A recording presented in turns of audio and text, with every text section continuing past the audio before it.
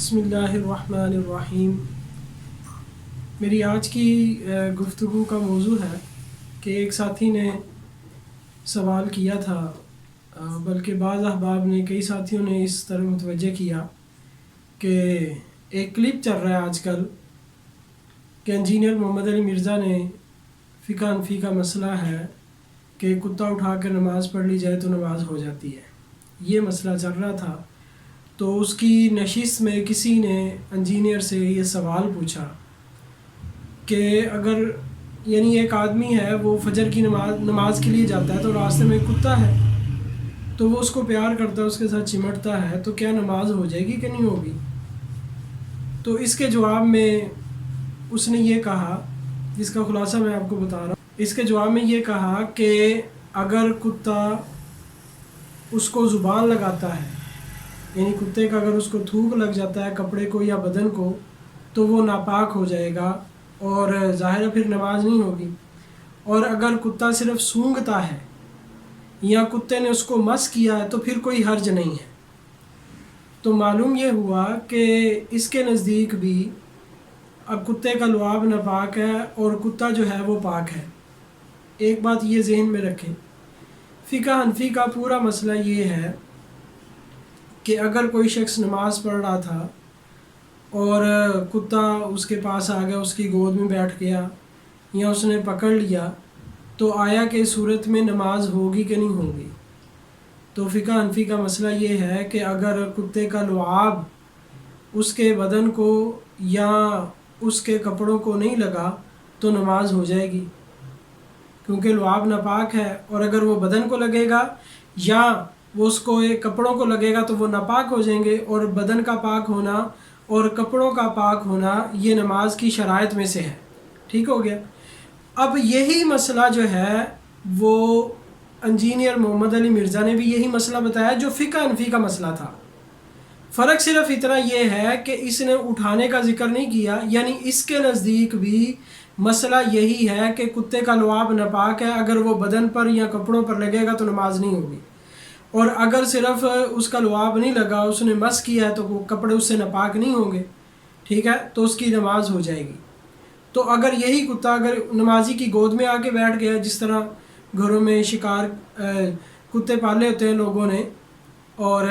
باہر کے ممالک میں تو زیادہ ہیں، ان میں مسلمان بھی ہیں، تو اگر کوئی وہاں بیٹھا نماز پڑھ رہا تھا تو کتا آ کے اس کے پاس بیٹھ گیا، اس کے کپڑوں پہ بیٹھ گیا، اس کی گود میں بیٹھ گیا،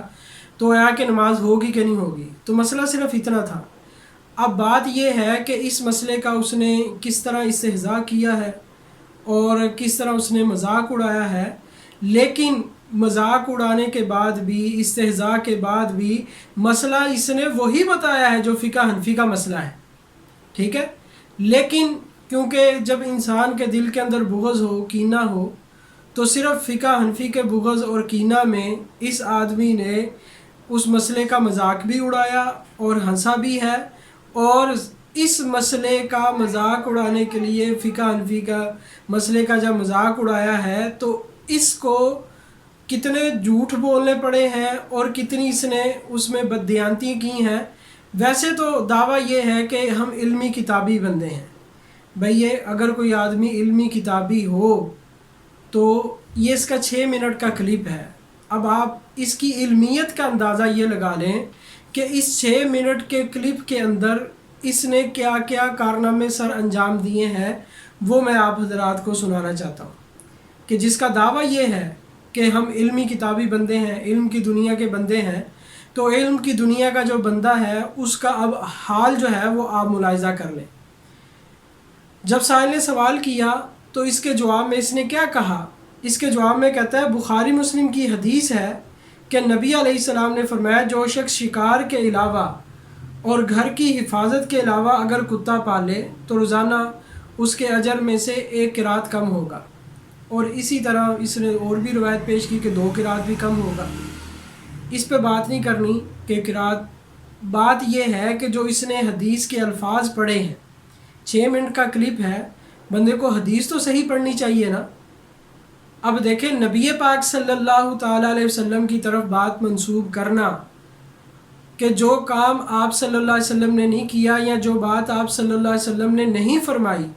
وہ بات آپ صلی اللہ علیہ وسلم کی طرف منسوب کرنا یہ گناہ کبیرہ ہے۔ اور حدیث پاک میں آتا ہے، آپ صلی اللہ علیہ وسلم نے ارشاد فرمایا بخاری میں، مسلم میں، اور یہ مشہور و معروف حدیث ہے کہ آپ صلی اللہ علیہ وسلم نے ارشاد فرمایا کہ جس نے جان بوجھ کر مجھ پر جھوٹ بولا اس کا ٹھکانہ جہنم ہے۔ تو اس لیے محدثین جو ہے وہ حدیث کے بیان کرنے میں بڑی احتیاط کرتے تھے۔ اب اس کا اندازہ لگائیں کہ اس نے آپ صلی اللہ تعالیٰ علیہ وسلم کی طرف احادیث میں جو چیز بیان نہیں ہوئی وہ آپ صلی اللہ علیہ وسلم کی طرف منسوب کر رہا ہے۔ بخاری شریف کی حدیث پیش کی کہ آپ صلی اللہ تعالیٰ علیہ، بخاری اور مسلم دونوں کا حوالہ دیا کہ نبی پاک صلی اللہ علیہ وسلم نے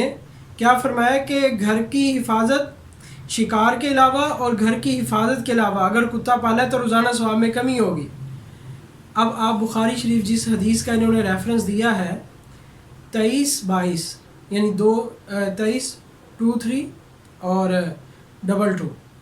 یہ حدیث، اس حدیث کا اس نے ریفرنس دیا ہے۔ اب اس حدیث میں گھر کی حفاظت کا لفظ موجود نہیں ہے۔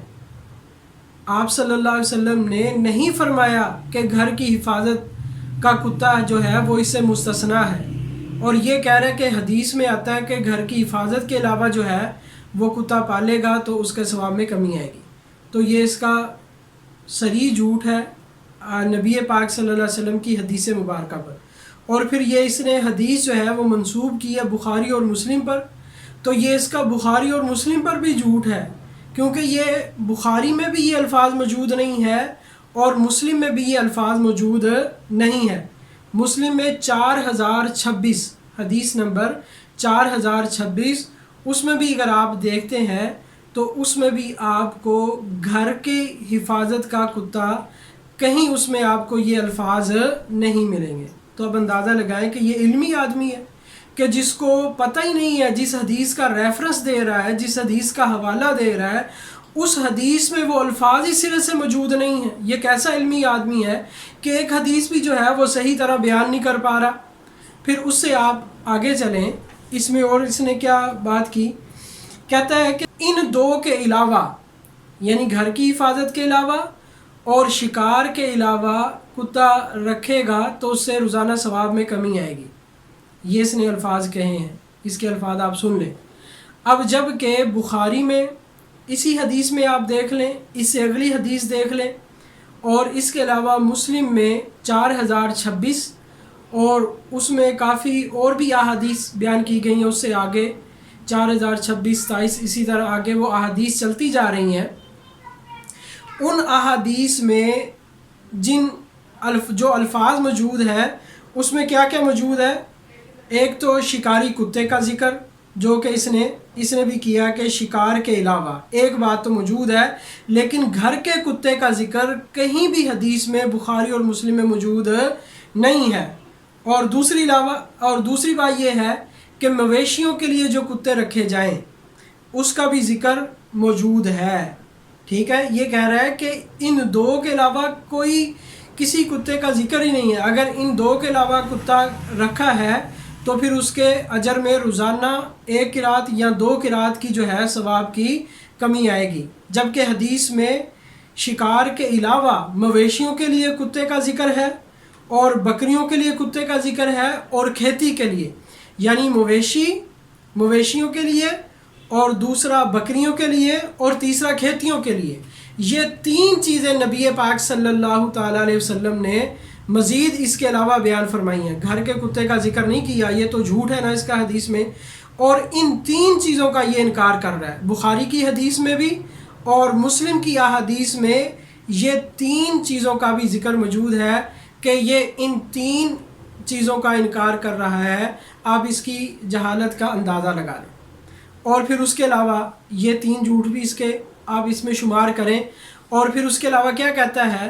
کہ سورہ مائدہ میں جو آیت نمبر 4 ہے، کہتا ہے وہاں بھی شکاری کتوں کا ذکر ہے۔ یہ آپ اس کی ذرا سن لیں۔ اب دیکھیں جس آیت کی طرف اس نے اشارہ کیا سورہ مائدہ کی آیت نمبر 4 ہے، وہاں جو الفاظ آئے ہیں وَمَا عَلَّمْتُم مِّنَ الْجَوَارِحِ مُكَلِّبِينَ تُعَلِّمُونَهُنَّ، وہاں جو لفظ آئے مکلبین، اس کا معنی شکاری کتے نہیں ہے، اس کا جو معنی ہے وہ شکاری جانور ہے، من الجوارح مکلبین تعلمونہن،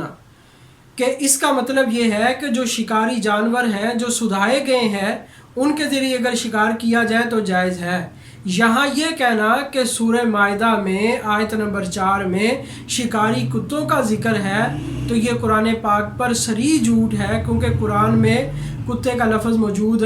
نہیں ہے، وہاں جانوروں کا لفظ ہے۔ کہ یہاں آپ ترجمہ اٹھا لیں، شیخ الہند کا ترجمہ لے لیں، حضرت لاہوری رحمۃ اللہ علیہ کا ترجمہ لے لیں، جونا گڑھی صاحب کا ترجمہ لے لیں، ٹھیک ہے نا، اسی طرح دیگر تراجم میں احمد رضا خان صاحب کا ترجمہ لے لیں، سب ترجمے والوں نے یہی ترجمہ کیا ہے کہ شکاری جانور، اور لغت کے اعتبار سے بھی شکاری جانور بن رہا ہے۔ تو یہ کہنا کہ سورہ مائدہ میں شکاری کتوں کا تذکرہ ہے تو یہ قرآن پاک پر بھی صریح جھوٹ ہے۔ اب یہ دیکھیں، صرف فقہ حنفی کے مسئلے کا استہزاء کرنے کی نحوست یہ ہے کہ ایک بیان میں یہ بندہ کتنے جھوٹ بول رہا ہے، جو کہ ہم آپ کو جو ہے وہ سکرین پر دکھا بھی رہے ہیں۔ آپ احادیث کو بھی بغور پڑھ لیں کہ کہیں گھر کے کتے کا لفظ موجود ہے تو آپ ہمیں دکھا دے دی کہ مولانا صاحب یہ گھر کے کتے کا ذکر بھی بخاری میں موجود ہے جو مرزا صاحب نے پیش کیا ہے۔ تو شاید 6 منٹ کی گفتگو میں مرزا غلام احمد قادیانی نے بھی اتنے جھوٹ نہ بولے ہوں گے جتنے جھوٹ انجینئر محمد علی مرزا نے بول دی ہیں، تو یہ کتنے جھوٹ ہو گئے۔ اب اس کے بعد سنیں، اس کے بعد کہتا ہے کہ فقہ حنفی کا مسئلہ یہ ہے کہ اگر کتے کو اٹھا کے نماز پڑھے گا تو نماز ہو جائے گی، بچے کو اٹھا کے نماز پڑھے گا تو نماز نہیں ہوگی۔ اب دیکھیں، اسی طرح بیائی ہی جو مسئلہ اس نے بیان کیا ہے، اسی طرح بیائی ہی مسئلہ کسی فقہ کی کتاب میں نہیں لکھا ہوا، یہ صریح فقہ حنفی پر صریح جھوٹ ہے۔ یہ جو بندہ، یہ تو قرآن پر بھی جھوٹ بول رہا ہے، احادیث پر جھوٹ بول رہا ہے، پچھلے بیانات میں بھی میں نے آپ کو اس کی مثالیں دی ہیں، لیکن پتہ نہیں لوگ پھر بھی کہتے ہیں جی یہ بڑا تحقیقی آدمی ہے اور علمی بات کر رہا ہے۔ تو اس کا علم کا معیار تو دیکھ لیں بھائیوں، ایک 5-6 منٹ کا کلپ ہے جس میں اتنے یہ جھوٹ بول رہا ہے، اور اس میں اگر یہ بندہ 5-6 منٹ کی گفتگو میں نہ صحیح آیت پیش کر سکتا ہے اور نہ ہی صحیح احادیث پڑھ سکتا ہے تو اس کی علمیت کا کیا معیار ہوگا، اس کی علمیت کا کیا معیار ہوگا، اور پھر اس کا طرز گفتگو معاذ اللہ تعالیٰ سب کی حفاظت فرمائے۔ تو یہ اسی طرح مسئلہ اگر کہیں لکھا ہے تو آپ فقہ حنفی کی وہ کتاب پیش کر دیں، جبکہ میں نے آپ کو فقہ حنفی کا پورا مسئلہ بتا دیا ہے کہ اس مسئلے کا اصل مقصد کیا ہے۔ ایک تو یہ بتانا مقصود ہے کہ کتا جو ہے اس کا لعاب ناپاک ہے، بدن پر یا کپڑوں پر لگ جائے تو اس سے نماز نہیں ہوگی، اور کتے کا جو جسم ہے اگر ظاہری نجاست اس پر نہ لگی ہو تو وہ پاک ہے۔ اس مسئلے کو انجینئر محمد علی مرزا بھی مان رہا ہے اور اس نے بھی بیانی یہی مسئلہ تسلیم کیا ہے، لیکن فقہ حنفی کا بغض ہے، اور اس کے بغض کا نتیجہ آپ نے دیکھ لیا، احادیث میں جھوٹ بول رہا ہے، حدیثیں غلط بیان کر رہا ہے یہ 5-6 منٹ کے کلپ میں۔ اور پھر اگلی بات کیا کہتا ہے کہ حنفیوں کو جو ہے وہ اہل حدیثوں سے بڑا بغض ہے، اور پھر اس پر مثال دی کہ یہ کہتے ہیں کہ جی اگر بچہ اٹھا کے نماز پڑھ لے تو نماز نہیں ہوگی۔ یہ مسئلہ بھی اس کا جھوٹ ہے، فقہ حنفی میں ایسی کوئی بات نہیں لکھی۔ اب اس نے آگے اس کی بھی تفصیل ہے کہ بچے کو اٹھا کر نماز پڑھنا، کس طرح نماز پڑھنا، وہ ایک الگ بات ہے۔ جو حدیث میں جو چیز مذکور ہے اس سے ہم نماز کے فاسد ہونے کا حکم نہیں لگاتے، جیسا کہ فقہاء نے لکھا ہے۔ اچھا، آگے اب کیا کہتا ہے کہ کیونکہ حضرت امامہ رضی اللہ تعالی عنہ کی حدیث بیان کی بخاری اور مسلم کے حوالے سے، کہ بخاری میں بھی وہ حدیث موجود ہے اور مسلم میں بھی وہ حدیث موجود ہے کہ نبی پاک صلی اللہ تعالیٰ علیہ وسلم نے حضرت امامہ رضی اللہ تعالیٰ عنہ کو اٹھا کر نماز پڑھی، یہ حدیث بیان کی گئی۔ اب اس حدیث کے اندر پھر یہ حدیث بیان کی، اور پھر اس کے بعد یہ حدیث بیان کی کہ نبی پاک صلی اللہ علیہ وسلم کو بچوں سے بڑا پیار تھا، بچوں کے موضوع پہ تھوڑی سی بات کی۔ اب اس میں بھی آگے جو حدیث اس نے بیان کی ہے اس میں بھی دیکھیں کس طرح غلط حدیث بیان کر رہا ہے۔ کیا حدیث بیان کی کہ نبی پاک صلی اللہ تعالیٰ علیہ وسلم اپنے نواسوں کو پیار کر رہے تھے۔ بخاری کی حدیث بیان کر رہا ہے کہ آپ صلی اللہ تعالیٰ علیہ وسلم نواسوں کو پیار کر رہے تھے،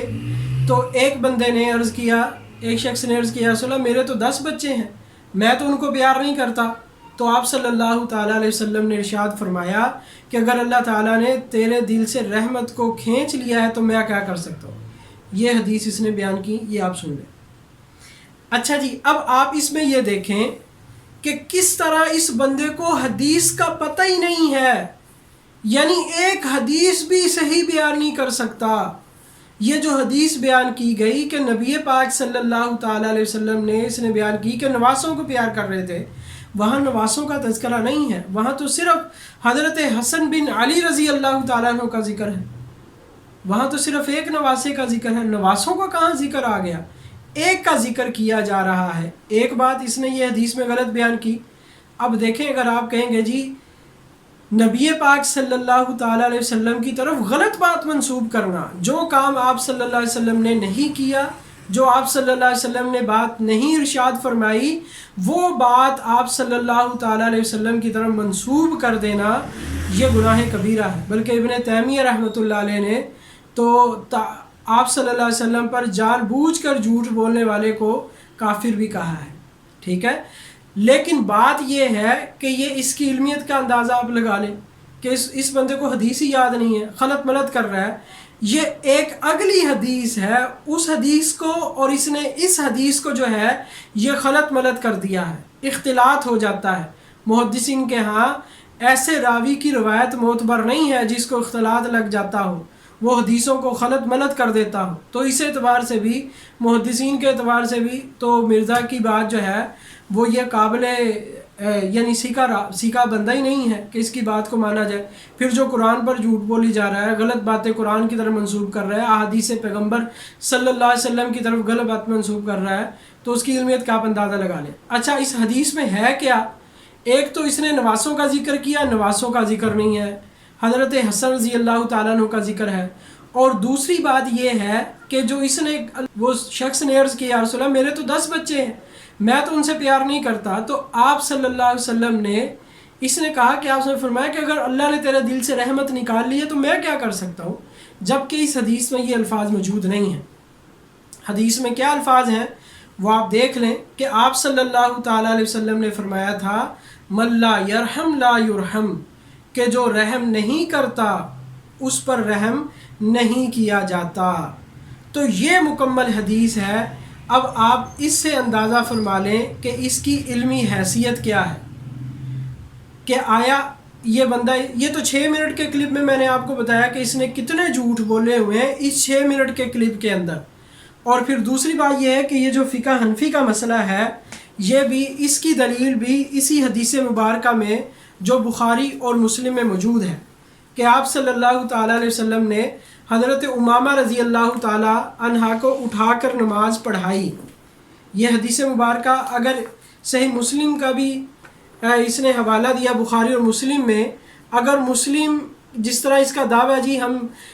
سلف صالحین کے منہج پر کتاب و سنت کو سمجھتے ہیں، اللہ کرے یہ سلف صالحین کے منہج پر آ جائے تو اختلاف ہی ختم ہو جائے، اور فرقہ واریت جو اس نے پورے ملک میں پھیلائی ہوئی ہے وہ فرقہ واریت ختم ہو جائے۔ تو اب اس حدیث کے تحت کہ جو آپ صلی اللہ تعالیٰ علیہ وسلم نے حضرت امامہ رضی اللہ تعالیٰ عنہ کو اٹھا کر نماز پڑھائی ہے، اسی حدیث سے فقہ حنفی کے اس مسئلے کی دلیل موجود ہے کہ حضرت امامہ رضی اللہ تعالیٰ عنہ کے نہ تو کپڑوں پر کوئی ظاہری نجاست لگی ہوئی تھی اور نہ ہی ان کے بدن پر کوئی ظاہری نجاست لگی ہوئی تھی، ان کا بدن بھی پاک تھا اور ان کے کپڑے بھی پاک تھے۔ تو اگر کوئی پاک چیز کو اٹھا کر نماز پڑھ لی جائے تو اس سے نماز جو ہے وہ ہو جاتی ہے۔ اب آپ کہیں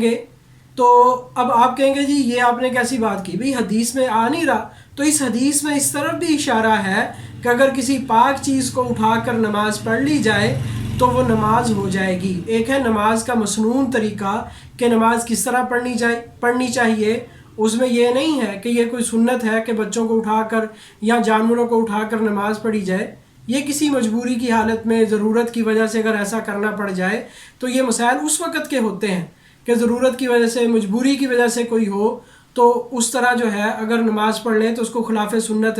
نہیں کہا جا سکتا، لیکن جو معمول ہے اور جو سنت طریقہ ہے وہ وہی ہے جس طرح ہم روٹین میں نماز پڑھتے ہیں. اور مکمل نماز کا جو طریقہ ہے وہ میں نے اپنے کلپ میں بیان کیا ہے. وہ مکمل نماز سلام، تکبیر تحریمہ وضو سے لے کر سلام پھیرنے تک، اس میں نے مکمل نماز کتاب و سنت سے ثابت کی ہے. اچھا جی، اب یہ جو حدیث ہے صحیح مسلم میں،